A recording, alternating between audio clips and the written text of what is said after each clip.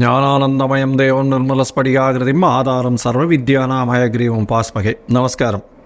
Next gen TV நேயர்களுக்கு astro KS ஐயங்காரின் பணிவான நமஸ்காரங்கள். வார பலன் 25/3/2024 31/3/2024 வரை உண்டான வாரத்திற்கு என்னென்ன பலன் அப்படின்றத பார்ப்போம்.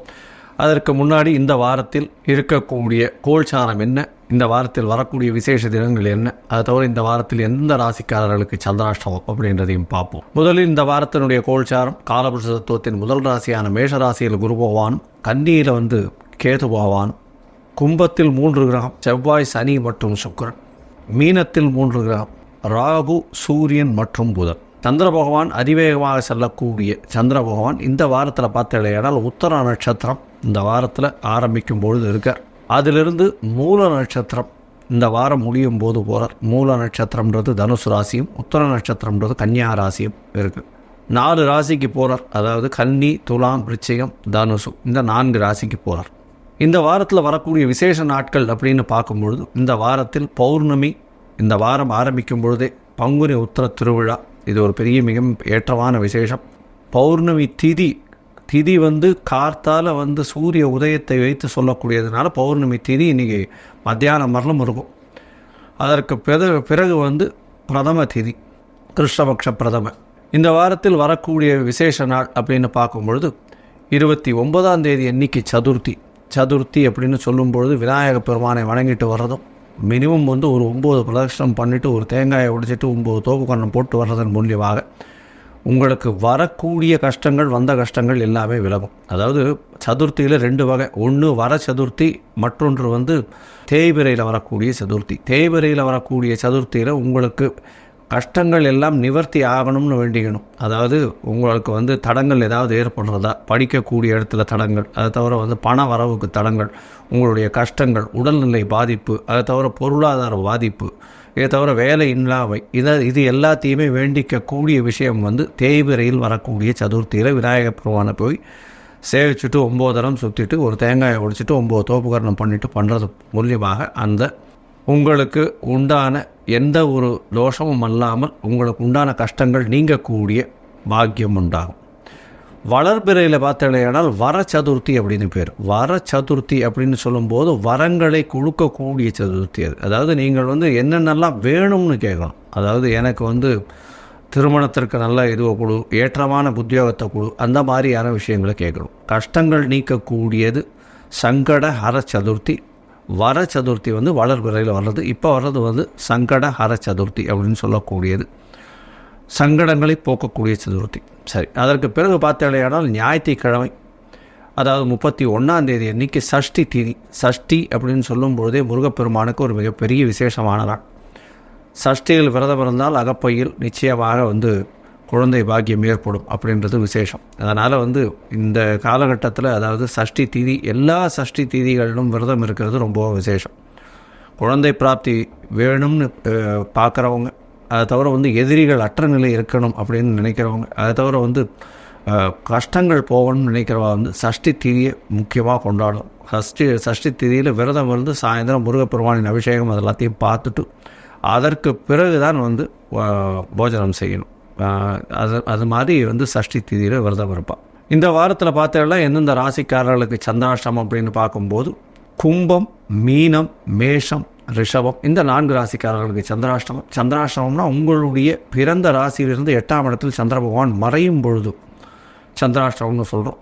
ஏன் சந்திராஷ்டமம் இவ்வளோ முக்கியத்துவம் பெறுறது அப்படின்னா, சந்திர பகவான் மதிக்காரகன். அவன் மறைந்திருக்கக்கூடிய காலகட்டத்தில் தவறான முடிவுகள் எடுக்கக்கூடும். அதனால் புதிய முயற்சிகள் வேண்டாம், வெளியூர் வெளிவானில் பிரயாணம் வேண்டாம், தேவையற்ற யாருக்கு ஜாமீன் கையெழுத்து போடுறது, இந்த மாதிரியான விஷயங்கள் பண்ணாதீங்க. சரி, இந்த வாரத்தில் பார்த்தீங்கன்னா மேஷம் முதல் மீனம் வரை 25/3/2024 31/3/2024 வரை எப்படி இருக்குது அப்படின்றத பார்ப்போம். அதற்கு முன்னாடி என்னுடைய மொபைல் நம்பர் ஸ்க்ராலிங்கில் இருக்கோம். உங்களுக்கு அஸ்ட்ராலஜிக்கல் கன்சல்ட் தேவைப்பட்டதுன்னா நீங்கள் எனக்கு ஃபோன் பண்ணிவிட்டு ஃபோன் பண்ணுங்க, உங்களுக்கு அப்பாயின்மெண்ட் தரேன். உங்களுடைய date, time, place of birth, உங்களுடைய பெயர், உங்களுடைய தாய் தகப்பனார் பெயரை என்னுடைய வாட்ஸ்அப்பில் அனுப்பிச்சிங்கன்னா உங்களுடைய ஜாதகத்தை கணித்து சந்தி இருக்கான்றதை பார்க்கணும். முதல்ல நட்சத்திர சந்தி, பாத சந்தி, அதை தவிர லக்ன சந்தி, ஏதாவது சந்தி இருக்கா அப்படின்றத பார்த்து உங்களுடைய நட்சத்திரம் என்ன, உங்களுடைய ராசி என்ன, உங்களுடைய லக்னம் என்ன அப்படின்றத ஒழுங்காக குறித்து அதற்கு பிறகு உங்களுடைய தசாபுக்தி அந்தரம் சூக்ஷ்மம் எப்படி இருக்குன்றதை பார்த்து இன்றைய கோல்சார பிரகாரம் வந்து உங்களுக்கு என்னென்ன பிரச்சனைகள் இருக்குது, அதற்கு என்ன எளிய பரிகாரங்கள் செய்ய முடியும் அப்படின்றத கண்டிப்பாக சொல்கிறேன். சரி, இப்போ மேஷம் முதல் மீனம் வரை 25/3/2024 31/3/2024 வரலும் எப்படி இருக்குது அப்படின்றத பார்க்கலாம். மகரம், உத்திராடம், திருவோணம், அவிட்டம் இந்த 3 நட்சத்திரம் 9 பாதங்களை கொண்ட ராசி. ராசியின் அதிபதி அப்படின்னு சொல்லக்கூடியவர் சனி பகவான். ராசிக்கு 2ஆம் இடத்துல இருக்கார். 2ஆம் இடத்துல ஆட்சி பெற்று மூல திரிகோண வீட்டில் சனி பகவானுடைய ஆண் ராசின்னு சொல்லக்கூடியது இந்த கும்பம். அதில் இருக்கார். 7.5 சனியினுடைய பாத சனி நடந்துகிட்டு இருக்கு. இவ்வளோ நாள் உடல் நலத்தில் பெரிய பிரச்சனை இருந்தது, இப்போ ஓரளவு கம்மியாக இருக்கும். பண வரவிற்கு தட்டுப்பாடு இருக்காது. குடும்பத்தில் பிரச்சனைகள், சிறு சிறு பிரச்சனைகள் இருக்கும். பேச்சுவார்த்தைகளில் கொஞ்சம் ஜாகிரதையாக இருக்கிறது நல்லது. இந்த ஈகோ கிளாஸ் நிச்சயமாக அடிக்கக்கூடிய வாய்ப்புகள் நிச்சயமாக உண்டு. உங்களுடைய ராசிக்கு பார்த்தாலேயானால் 2ஆம் இடத்துல செவ்வாய் பகவான், சுக்கிர பகவான் மற்றும் சனி பகவான் இருக்கிறது. அப்படின்றதுனால பணத்திற்கு பஞ்சம் இருக்காது. அதை தவிர உங்களுடைய அதியோகர் அப்படின்னு சொல்லக்கூடிய சுக்கிர பகவான் 5ஆம் இடத்திற்கும் 10ஆம் இடத்திற்கும் உண்டானவர். ஒரு திரிகோண கேந்திராதிபதி 2ஆம் இடத்துல போய் தனஸ்தானத்தில் உட்கார்றதன் மூலியமாக நல்ல ஒரு ஏற்றமான காலமாக இருக்கக்கூடிய காலகட்டம். உங்களுடைய 4ஆம் அதிபதியும் 2ஆம் இடத்துல, அதாவது உங்களுடைய 4ஆம் அதிபதி 11ஆம் அதிபதியான செவ்வாய் பகவானும் உங்களுடைய ராசிக்கு 2ஆம் இடத்துல இருக்கிறதுனால தொழிலில் பெரிய அபிவிருத்தி ஏற்படக்கூடிய காலகட்டமாக இருக்குது. பார்ட்னர்ஷிப் தொழிலில் பெரிய ஏற்றம் கிடைக்கக்கூடிய காலகட்டம். தொழிலில் பார்த்தோன்னா இப்போ சொந்த தொழிலாக இருந்ததுன்னா நல்ல ஒரு ஏற்றம் கிடைக்கக்கூடிய காலகட்டமாக இருக்குது. 8ஆம் அதிபதி 3ஆம் இடத்துல மறைந்திருக்கக்கூடிய காலகட்டம்ன்றதுனால உங்களுக்கு எல்லா விதமான விஷயங்களும் சக்ஸஸ்ஃபுல்லாக அமையும். அதை தவிர வந்து அரசாங்கத்திலிருந்து வர வேண்டிய விஷயங்கள் எல்லாமே வந்து சேரக்கூடிய காலகட்டமாக இருக்குது. இந்த மகர ராசிக்காரர்களுக்கு 3ஆம் இடத்துல ராகு பகவான், புத பகவான் நீச்சம் பெற்றும், இதை தவிர வந்து உங்கள் சூரிய பகவான் இருக்கிறது பெரிய ஏற்றம். 3ஆம் அதிபதி அப்படின்னு சொல்லக்கூடியவர் வந்து 6-9க்கு அதிபதி. 3ஆம் இடத்தில் இருக்கக்கூடிய புத பகவான் 6-9க்கு அதிபதி. இதன் மூலியமாக வந்து உங்களுடைய தந்தையின் உடல்நிலையில் சற்று தொய்வு ஏற்படக்கூடிய வாய்ப்புகள் உண்டு.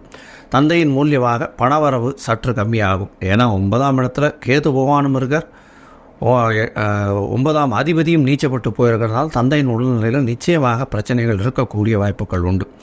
வெளியூர் வெளிமாநிலம் படிக்கிறதுக்குன்னு போகணுன்னு பார்த்துட்டு இருக்கவாள் கொஞ்சம் செட்பேக் இருக்கும். இமீடியட்டாக அவங்களுக்கு வந்து நல்ல அவங்க நினைத்த காலேஜ் கிடைக்கிறது, அந்த மாதிரி நினைச்ச ப்ரொவிஷன்சி கிடைக்கிறது போஸ்ட் கிராஜுவேஷனுக்குன்றது கொஞ்சம் கஷ்டப்படும். இந்த மகர ராசிக்காரர்கள் அரசாங்கம் உயர் பதவியில் இருக்கிறவங்க, அதுவும் வந்து அந்த ஹைகோர்ட் வக்கீல், அதை தவிர வந்து இரும்பு சம்பந்தப்பட்ட தொழிலாளர்கள் சம்பந்தப்பட்ட, அதை தவிர வந்து இந்த எண்ணெய் சம்பந்தப்பட்ட வியாபாரம் செய்யக்கூடியவர்கள், இவர்களுக்கெல்லாம் வந்து பெரிய ஏற்றம் கிடைக்கும். ஹெச்ஆர், அதாவது ஹியூமன் ரிசோர்ஸஸ் டெவலப்மெண்ட் இருக்கிறவங்களுக்கு பெரிய ஏற்றம் இருக்கும். அட்மினிஸ்ட்ரேட்டிவ் இன்சார்ஜ், அதாவது இந்த துப்புரவு தொழிலாளர்களுடைய இன்சார்ஜாக இருக்கவங்களுக்கெல்லாம் பெரிய ஏற்றம் கிடைக்கக்கூடிய காலகட்டம். 2ஆம் இடத்துல இருக்கக்கூடிய சுக்கிர பகவான் அபரிமிதமான ஏற்றத்தை கொடுத்து பணவரவிற்கு அதிகமான வாய்ப்புகளை கொடுக்கக்கூடிய காலகட்டமாக இந்த வாரம் அமையிறது. உங்களுடைய ராசியில் பார்த்தீங்கன்னா புதிய தொழில் அமையும். தொழிலில் பெரிய ஏற்றம் இருக்கக்கூடிய காலகட்டமாக இருக்கும். இந்த தொழில் மூலியமாக வருமானம் அதிகமாக இருக்கக்கூடிய காலகட்டமாக இருக்கும். குடும்பத்திற்காக நிறைய செலவு செய்யக்கூடிய காலகட்டமாக இந்த வாரம் அமைய போகிறது. இந்த வாரத்தில் பார்த்தீங்கன்னா படிக்கக்கூடிய குழந்தைகளுக்கெல்லாம் நல்ல ஒரு ஏற்றம் இருக்கும். 4ஆம் இடத்துல குரு பகவான் இருக்கிறதும் 2ஆம் இடத்துல சுக்கிர பகவான் இருக்கிறதும் நல்ல ஒரு ஏற்றம் கிடைக்கக்கூடிய காலகட்டமாக இருக்கும். இருந்தாலும் படிக்கக்கூடிய மாணவர்கள் ஒரு தடவைக்கு 2 தடவை படிக்கிறது நல்லது. 2ஆம் இடத்துல சனி பகவானோட சேர்ந்து இருக்கிறதுனால சொல்லக்கூடிய மனப்பாடம் பண்ணக்கூடிய காலகட்டத்தில் மறதி கொஞ்சம் அதிகமாக இருக்கும் அப்படின்றத சொல்கிறேன். இந்த வாரத்தில் வந்து உங்களுடைய ராசிக்கு சப்தமாதிபதினு சொல்லக்கூடிய சந்திர பகவான் உங்களுடைய ராசிக்கு 9ஆம் இடத்துல இந்த வாரத்தை ஆரம்பிக்கிறார். அதாவது 23/3/2024 31/3/2024 வரை உண்டான வாரத்தில் சந்திர பகவான் 27ஆம் தேதி அதிகாலை ஒரு 3:30 மணி வரலும் வந்து 9ஆம் இடத்துல இருக்கார். இந்த காலகட்டத்தில் சூரியனுக்கும் சந்திரனுக்கும் 180 பாகை பௌர்ணமி யோகம் கிடைக்கக்கூடிய காலகட்டம். இது ஒரு நல்ல ஏற்றம். 7ஆம் அதிபதி 9ஆம் இடத்துல இருக்கக்கூடிய காலகட்டம் நல்ல ஒரு ஏற்றம் இருக்கும். புதிய பார்ட்னர்ஷிப் தொழில் அமையும். நண்பர்கள் மூலியமாக நல்ல ஒரு ஏற்றம் கிடைக்கும். எதிர்பாலினத்தவர் மூலியமாக நல்ல ஏற்றம் கிடைக்கக்கூடிய காலகட்டமாக இருக்குது. உங்களுடைய ராசிக்கு 10ஆம் இடத்துல சந்திர பகவான் வரார். 10ஆம் இடத்துல பார்த்தேடையானால் சுக்கிர பகவானுடைய வீடு குரு சந்திர யோகம் அமைகிறது. குரு பகவானால் சந்திர பகவான் பார்க்கப்படுறார். 27ஆம் தேதி காலத்தாலிருந்து 29ஆம் தேதி அதிகாலை ஒரு 12:30 மணி வரணும் இருக்கார். இந்த காலகட்டத்தில் குரு சந்திர யோகம் அமைகிறது. தொழிலில் பெரிய ஏற்றம், பார்ட்னர்ஷிப் தொழிலில் பெரிய அபிவிருத்தி கிடைக்கும். 7ஆம் அதிபதி 10ஆம் இடத்துல இருக்கிறதுனால புதிய பார்ட்னர் கிடைக்கக்கூடிய காலகட்டமும் புதிய தொழில் அமையக்கூடிய காலகட்டமுமாக இருக்கும். அதை தவிர வந்து படிக்கக்கூடிய மாணவர்கள் வந்து திடீர்னு வெளிநாட்டுக்கு ஷார்ட் ட்ரிப் போகக்கூடிய வாய்ப்புகள் நிச்சயமாக உண்டு. உங்களுடைய ராசிக்கு பார்த்தாலேயானால் 11ஆம் இடத்துல சந்திர பகவான் வரார். அது வந்து சந்திர பகவான் 11ஆம் இடத்துல 29ஆம் தேதி காலத்தாலேருந்து 31ஆம் தேதி மாலை ஒரு 7:30 மணி வரலும் இருக்கக்கூடிய காலகட்டம். இந்த காலகட்டத்தில் பார்த்தாலேயானால் 7ஆம் அதிபதி 11ஆம் இடத்துல இருக்கிறதுனால பார்ட்னர்ஷிப் தொழிலில் அதீத லாபம், நண்பர்கள் மூலியமாக நல்ல ஒரு வெற்றி செய்தி வரக்கூடிய வாய்ப்பு, எதிர்பாலினத்தவர் மூலியமாக நல்ல ஒரு ஏற்றம் கிடைக்கும், கணவன் மனைவியிடையே நல்ல ஒரு அந்யோன்யம் கிடைக்கக்கூடிய வாய்ப்புகள் நிச்சயமாக உண்டு. உங்களுடைய ராசிக்கு 12ஆம் இடத்துல சந்திர பகவான் 31ஆம் தேதி சாயந்தரம் ஒரு 7:30 மணிக்கு போகிறார். இதன் மூலியமாக சிறு சிறு செலவுகள் பார்ட்னர்ஷிப் பிஸ்னஸில் பண்ண வேண்டிய காலகட்டமாக இந்த வாரம் அமையிறது. இந்த வாரத்தில் பொதுவாகவே பார்த்தாலேயானால் இந்த மகர ராசிக்காரர்கள் எண்ணெய் வித்துக்கள் விற்கிறவங்க, அதை தவிர இந்த சைக்கிள் இந்த மாதிரியான இரும்பு சம்பந்தமாக சைக்கிள் மோட்டார் சைக்கிள் இந்த மாதிரியான விஷயங்கள் விற்கிறவங்க அவர்களுக்கு பெரிய ஏற்றம் கிடைக்கக்கூடிய காலகட்டம். அதை தவிர எண்ணெய் மற்றும் போர்வெல், அதை தவிர வந்து பெரிய மிஷினரிஸ் விற்கிறவங்க, மிஷினரியின் மூலியமாக மக்களுக்கு நல்லது செய்கிறவங்க, துப்புரவு தொழிலாளர்கள், இவர்களுக்கெல்லாம் பெரிய ஏற்றம் கிடைக்கக்கூடிய காலகட்டமாக இருக்குது. இந்த மகர ராசிக்காரர்கள் பார்த்தீங்கன்னா அருகில் இருக்கக்கூடிய சிவன் கோவிலில் காலபைரவர் போய் வணங்கிட்டு வாங்க. காலபைரவர்னு சொல்லக்கூடியவர் வந்து சிவன் கோவிலில் வந்து அவர் வந்து காப்பாளராக இருப்பார். சிவன் கோவிலில் வந்து மாலை, அதாவது அவங்க கால பூஜைகள்லாம் முடிஞ்சதுக்கப்புறம் பூட்டிட்டு சாவியை காலபைரவர்கிட்ட தான் வச்சுட்டு போவார். அதனால் எல்லா விதமான விஷயங்களுக்கும் அவர் காவல் தெய்வமாக கருதப்படுகிறார். சனி பகவானின் குரு தெய்வமாகவும் கருதப்படுகிறார். அதனால் வந்து இந்த காலபைரவரை வழிபடுறதன் மூலியமாக உங்களுக்கு ஒரு நல்ல ஏற்றம் கிடைக்கக்கூடிய வாரமாக இந்த வாரம் அமைய போகிறது. லோகா சமஸ்தா சுகினோ பவந்து. நன்றி, நமஸ்காரம்.